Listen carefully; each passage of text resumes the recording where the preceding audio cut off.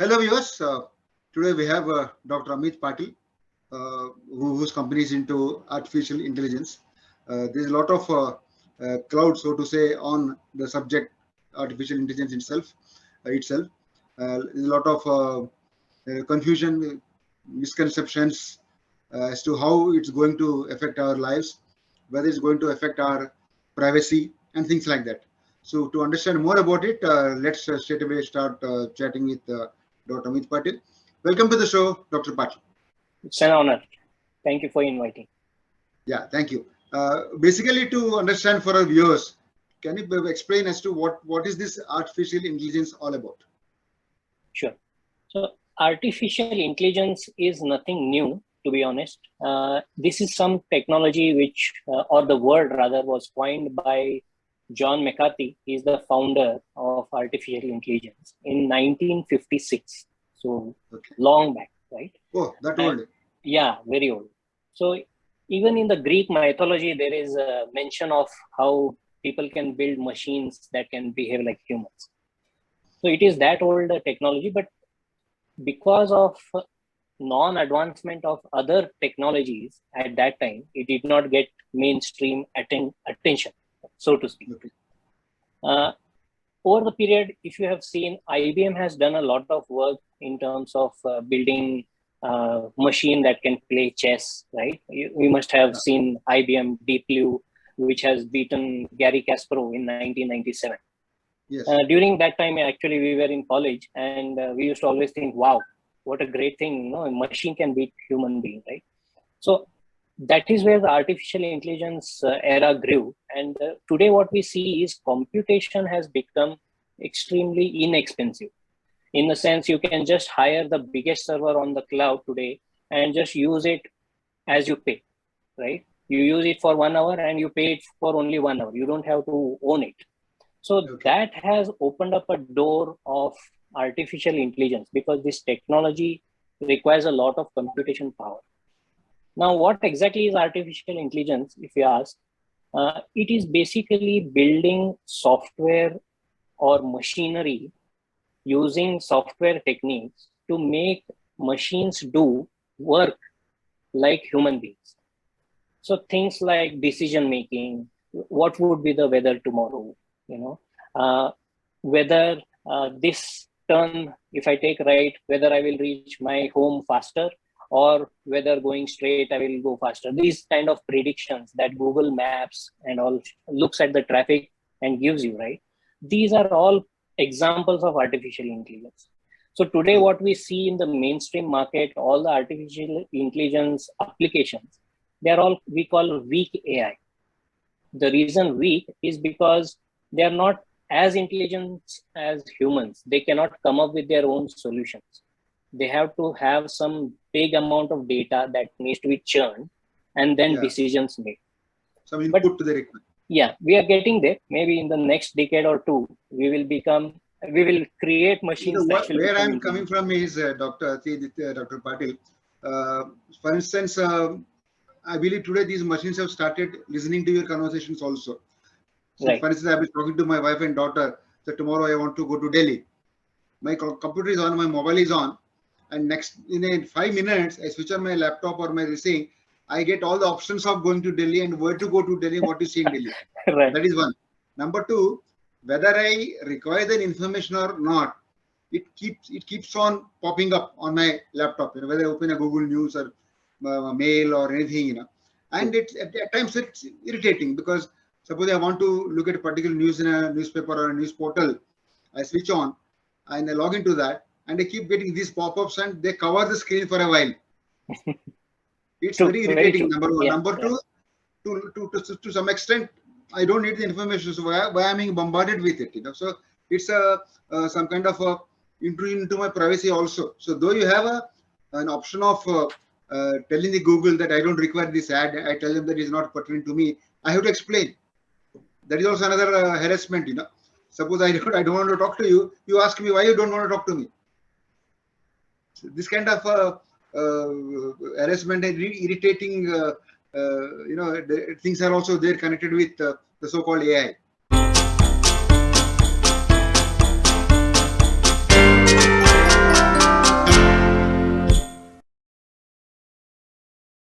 this is basically you're concerning about privacy, right? And like I said, today's engines, what are being built, are all weak in a sense that they don't have real human intelligence. They don't have the ability to think by themselves. So you need to have trigger points. For example, in Alexa, there is a command that you can tell Alexa to stop listening, right? And when you do that, then when you talk to your wife or your daughter about this Delhi trip, it will not do the things that it actually would have done otherwise. So people are working on these privacy things. Therefore, 4 years back, you must have noticed GDPR, which is one of the biggest thing now. Globally, at least in Europe, it is quite popular. People are aware of people personal data, personal privacy, and they ask you to especially sign agreements. Ecobillz, what we did is that we latched onto this small thing that paper is useful in some ways, but not useful in digital world. So we used AI where we are able to read whatever is printed even before it goes to the printer. So we sit in between the software and the printer and start reading all the data that gets printed. So when in the hotel, when they print your registration card before your arrival, right? Instead of printing it on paper, we read it and send it on an iPad in a digital form. So you will then get the same premium feel because an iPad, Apple's iPad, right? You can imagine it has that premium feel. You will be handed over with an Apple pencil. You will sign on that iPad as if it was paper. So the feel, experience, everything remains same. Premiumness remains same. But the advantage now is that everything is already digital. We store it in digital and don't have to bother about losing that data. There are technologies such as machine learning that help us conduct audits, automatic audits. You don't have to have a team of finance people sitting there and looking at income and saying whether it tallies or not, right? We have even gone to the extent to connect OTAs. For example, online this transport or this platform, what they do is Make My Trip or OYO. When you book on their platform, the hotel gets paid once in a month, for example, right? The amount comes to the bank once in a month. The customer then comes to your hotel. He doesn't pay you, or he pays. Maybe he's a direct customer. He pays. So now at the end of the day, for the hotel, how do you reconcile how much has to be coming from the actual customer, how much I am, counting from the OTA, agents, and actually what is my revenue, right? You need to look at how much discount they are giving. This is a big problem. And with AI, this is easily solved.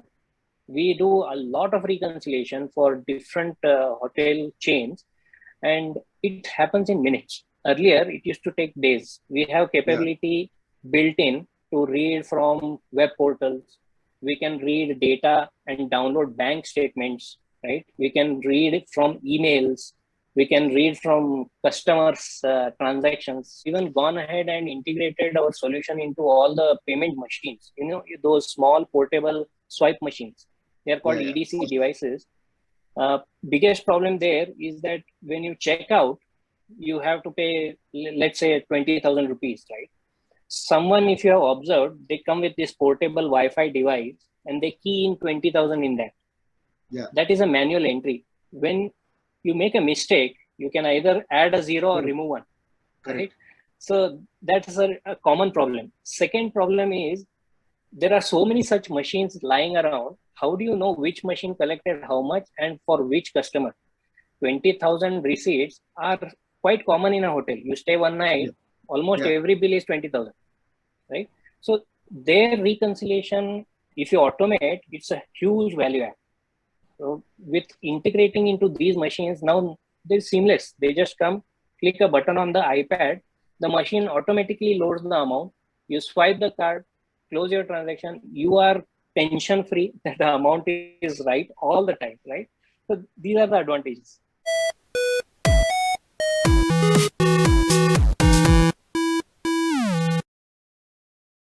In these large hotel chains, there are typically 3 or 4 in-house restaurants. One is Chinese, one is Japanese, and different cuisine kind of. Now, there are lots of different kind of people who come there visiting, and some are staying in-house, some are from outside. Today, you would be surprised if I say that not a single record the hotel has about their customers to tell which customer is regular, which customer is not regular, what customer likes, what he dislikes, what happened when he came last time, what is his average spend. These are some of the very simple questions I'm asking. Feedback. Yeah, they don't have this data. The reason, why? Because so far the industry was totally man dependent, people dependent. So people used to work for 10, 15 years in the same hotel, and that was an experienced waiter. He knew customers, he could recognize easily, and then he could go and give that kind of a service that the customer needs. But gone are those days, right? People are now just switching jobs every 6 months, where you don't have that skill anymore, where one person knows everything. So this is where AI comes into play. When we churn this data, whatever we are reading is actually reading inside out. We know who sat on which table, we know what they ordered, we know at what time, how much frequency they ordered, and then we can tell over a period of time, what is your favorite dish, what dessert you like, when do you plan to come next, we can predict that. Those kind of things are amazing. Now, with our solution, the waiter approaches the customer as if he knows him for a long time. Like this, therefore we call this a platform. You have F&B, which is food and beverage. You have banqueting, you have business center, you have spa, then you have front office, and you have room service. So all these together, there is a lot of data that we collect. Health club. You have gym as well, correct? So in a hotel, it's like a small industry in there, and hundreds of people work there. So we give them the ability to remove their mind out and give it to us. So we think for them, we tell who is your customer, we tell what to do next, and those kind of things are a wow factor. We do ingest data from multiple sources, from email and reports, and we do reconciliation of those data. And we identify and categorize the discrepancies in different buckets. Okay, now suppose if we are identifying a discrepancy in certain area, example like the revenue from certain department is expected to come at this level, but it is down. So we identify those discrepancy and trigger a workflow forms or an alert to the respective stakeholder stating that these are the discrepancies coming regularly in those areas. And then the hotel can take an action. This is one kind of audits what we do. Second is we also run a pre-facto audits, like mentioning like you can't pay above 2 lakh cash. This is a pre-facto. The moment you are printing above 2 lakh receipt, the system alerts the user that you cannot collect. Secondly, if somebody is doing a check-in at the rate lower than the bar rate, okay, so it will give an alert. Similarly, if somebody has passed an allowance to the guest above the limit, so it will trigger the discrepancy. OTAs has to pay X amount of money after detecting the TDS and everything at the end of the month. If they are not paying it that amount and we find it in a bank statement, then we inform to the users that saying that this department or the OTA has to pay this much amount, but they are paying short. And what is the reason for it? So we go up till the invoice level, finding it out that why that discrepancy has generated, and we alert the users as well. So going forward, we believe that we will transform this into a contextual search for the business users. Like for an example, right now, if I search on Google, like who was Mahatma Gandhi? So earlier, I believe like 10 years back, Google used to give the Wikipedia link. Now they give the description. Mahatma Gandhi was born on 2nd October and he was from this place, right? So similarly kind of contextual search, we can build it in our platform.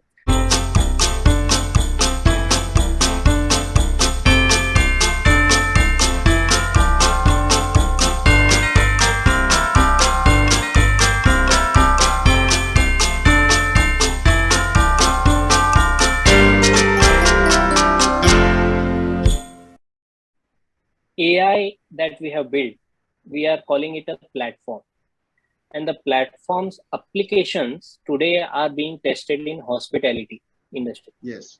But the same engine, the same application that we have built as a platform is now easily applied to hospitals, for example. Okay. The only difference is in hotels, there are rooms. In hospitals, there are beds. Beds and wards, yeah. So there is a lot of such similar cases, like you look at insurance companies, you look at banking sector. Almost everything that we have built today is applicable to this industry because we are actually reading documents, doing audits on insurance, for example, whether the claims are right, reconciling on the claims history of a person. When a person registers a claim, how do you actually do a yes or no analysis, right? There is a lot of application of AI there. And today it takes a long time for insurance companies to pay back. The reason is the terms and conditions are so complex that even a human being takes time to review it, to get approvals from their bosses and bosses' bosses. But if an engine such as Ecobillz is applied, it can be doing this in minutes, thereby not only increasing efficiency, giving the customer the best claim experience, reducing the cost as well for the insurance company. Did you start this Ecobillz and what prompted you? How the idea came at all? We started this in 2016. At that time, AI was just taking ground, and blockchain and all these different technologies were full blown in the market. So we looked at, okay, what are people doing and how we can make an impact. Both me and Nitesh used to go on a morning 5 a.m. jogs, and we used to discuss a lot of ideas. Yeah. So how the idea came is that me and Nitesh, we go a long way back. We were working in my previous startup, which was an embedded services company. And from there, when we exited that, we started thinking something we have to do which impacts the masses. It's just not a business sense, but it should make sure that it actually helps some way in, like a green impact. So we wanted to take a motto that will have positive effect on the environment. And paper comes up the most, if you see today, even in the advanced world, you go to retail, for example, that's a huge paper wastage market, right? Yes. When you buy a single item, the receipt that they give is almost a feet long. Yeah. And if you join these receipts, right? So we did our analysis, the brain works that way. If you join all these receipts in India, it becomes 20,000 kilometers worth long chain, right? So it's such a waste. And I am sure you will agree with me that I have never ever seen that receipt again. Once you purchase, that's it, gone. It's gone in the wind. Where it went, I don't even remember where I put it. Hey, look at toll naka. You go to pass through toll, they give you receipt, you will to throw it Immediately. It creates so much of garbage on the road. Absolutely no use of it. So digitization of this thing, where we have this motto, I believe it will come with a positive change to the environment and also makes business sense. That is why we started it. Great. So you have how many clients today? You said 150 you signed on during the lockdown. Yeah. So how many clients? If you look at Indian hospitality industry, there are 4 major hotel chains in India, and all of them are our customers. So there is no hotel in India where you go today, which is the top hotel, and there is no Ecobillz there. It can't be possible. We are there everywhere today. I think technology is good in a way where it will bring out a lot of things that were pain points for industries and people. It will always make their life easier. At the same time, people, because of their dependence on technology, will start becoming more and more lazier and more less intelligent, so to speak. But one thing that will not change is that how we govern these things. So AI, one of the key discussions right now, if you look at open AI forums, where all, you have AI discussions going on, people are worried that whether these machines will take over the world. There were so many movies about it, right? So, and one mistake can be one mistake it is. Absolutely. So there is there are ways, and there are governments, there are these organizations that are working to build in certain features into AI, which will not make that happen. For example, the Tesla car that you drive, it actually can drive itself. You don't have to drive. But the reason you have to sit behind the wheel all the time is because one fine day it does something you don't want it to do, then you should be in control. The moment you touch the steering wheel, the car is in your control. That kind of a control system we have to work on, and that is very important. But it is technology, it will remain, it will flourish.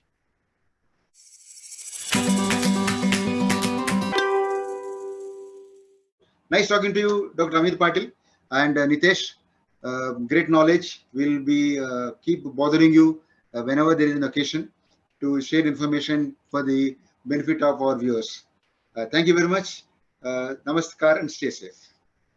Thank you so much for inviting. Have a great day.